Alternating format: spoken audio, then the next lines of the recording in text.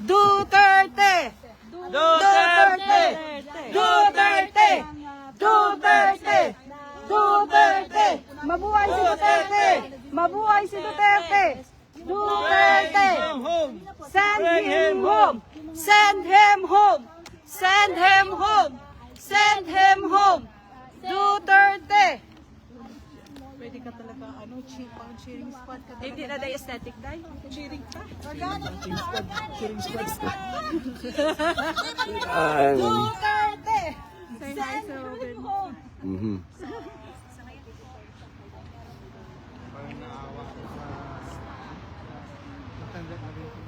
Yeah. So what can you say, bro? What can you say? Sabi niya naaantok na daw. Yeah. Does it? You think it will have an effect on the ICC on how the Filipino love Duterte? What do you mean, like, because we are all here and Yes, pray, yes, yeah, yes, of course. yes. I hope that will show the people around also. And we are not from Philippines. I think in Philippines it's everywhere.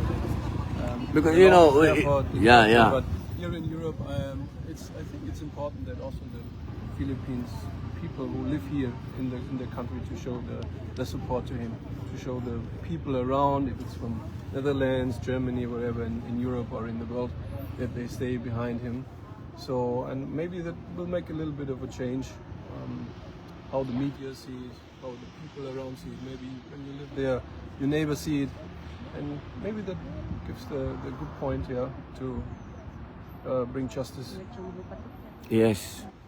Because the problem is what Europe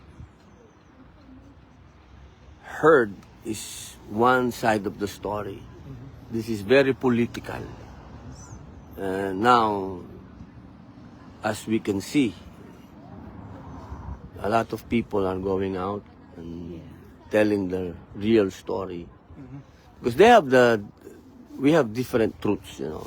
They have their truth, we have our truth.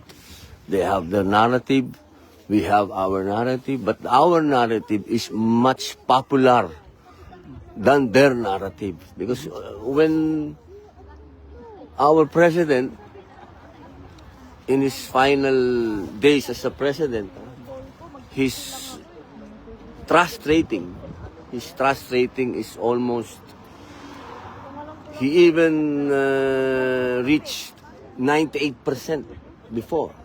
Just imagine that, bro. 98% a president of a third world country.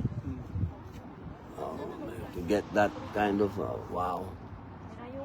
So now we are here. So that's what I'm asking you, bro.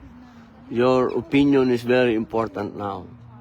Because for the longest time, it's all the Western media. It's not our media. I hope people like her will go out and bring their husbands, and and it's very important. Their opinion now is very important. We have to be the ambassadors of our president. We have to be the one telling them, come on, if this is a bad president, why are we here? Yeah. Nobody's paying us here. Yeah, no, we're not being paid. Pautangin mo nga muna ako. What a biro lang. You understand Tagalog? Oh, no. A little bit. Oh. Bisaya? Really? Okay. Few words. Yeah. You're part of the request with... No, it's my interview. I'm interviewing you, and then sorry, ma'am, meron po. Pwede nyo sabihin statement for yung purpose of the request po. Wala pa, ma'am. Ano naman, ma'am, sandali, ako naman ang inong spot nyo. Grabe naman kayo, ha. You see the... Kanya-kanya tayo, ambassador. Bro, thank you very much, man. Thank you, man. Thank you. Yeah, thank you to you. Thank you ma'am ha. Thank you. Kinorner na ako eh. Thank you. Senator, kayo Opo. po bisita sa loob. Nag-request ako, matagal na ako may request. Nung Friday pa. Hindi pa ako nakakapasok ma'am. Ayun, explain Kasi natin mahigpit sa- sila masyado eh. Sobrang mahigpit. Basis of what? Yung purpose lang. Ikaw alam. Lahat naman nung hinihingi nila, pinipirmahan namin. So, Hindi, pero ikaw, kasi syempre yung dalawa, anak, tapos yung isa, lawyer. Kayo po, yung purpose ng visit, gaano kahalaga ito? napakahalaga po kasi ako po ang presidente ng PDP Laban at nasa kalagitnaan po ng kampanya ang ating bansa. Political ally po ako. Ito pong ating Pangulo ay chairman ng isang political party. So siguro po nararapat lamang po na makausap ko yung aking chairman. Opo. So wala pang balita kung anong sagot doon. Malungkot po, lagi po ako dito. Nung Biyernes pa, opo. Wala pa po hanggang ngayon. Ngayon po, sigurado wala pa kasi yung mukha ni ES mukhang malungkot eh. What's the next step, Senator? Bukas po uli. Bukas po uli. Umaasa naman po ako na itong mga naniniwala naman daw sila sa human rights. Hindi tingnan natin. Gaano katagal po kayo dito? Kayo po ay senator, sitting senator po. Ay, break po kami. Oo. Break po ngayon. Ngayon po, siguro po ang tamang tanong, paano yung kampanya? Kaya po tayo nandito. Magtatanong po tayo sa ating mahal na Pangulong Duterte kung ano po yung strategy. Siyempre, sa po lahat ito eh. Pero right Alam nyo, si Mayor, kaya ng isip niya to. Ang tanong natin, kaya ba ng katawan niya? Yun ang tanong. So, ngayon, ang may tentative ano kayo kung hanggang anong panahon kayo dito? O wala pa, malabo lahat, up in the air? Siguro mga 1 week pa. Hanggang birthday niya. Hindi pa naman kami, matagal pa naman ang resume eh. Kampanya, ang iniisip ko yung kampanya. Yung kampanya, yung session, tagal pa yun. How is this affecting yung kampanya? Well, sa usapin ng presence ni Mayor, sapul na sapul kami, di ba? Yun nga, itatanong ko kay Mayor, paano ngayon yun? Kasi siya ang #1 crowd drawer namin. Pag sinabi mo andyan si Presidente, talagang ang tao dumadating kahit hindi bayad.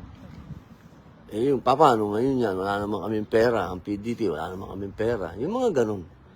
Yan yung sa isip lang ni Mayor, siya lang ang makakasolve ng mga ganyan. But of course, at the same time, it's helping put yung attention din.